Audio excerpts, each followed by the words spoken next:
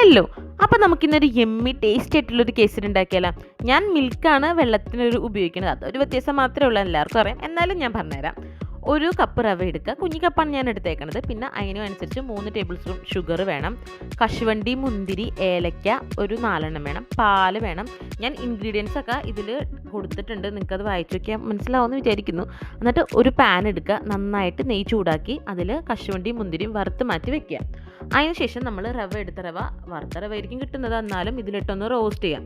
ഇച്ചിരി colour change വരുമ്പോൾ തന്നെ നമ്മൾ അതിലോട്ട് 3 ടേബിൾ സ്പൂൺ ഷുഗർ ആഡ് ചെയ്യുക. ഷുഗർ ഒന്ന് മെൽറ്റ് ആവണത് നമുക്ക് റോസ്റ്റ് ചെയ്യുന്ന സമയത്ത് നമുക്കത് മനസ്സിലാവും, ഷുഗർ മെൽറ്റ് ആവണത്. അത് മെൽറ്റായി കഴിയുമ്പോൾ തന്നെ നമ്മൾ 1 ഗ്ലാസ് പാല് എടുത്ത് വെച്ചേക്കണം, പാല് ഒഴിക്കുക.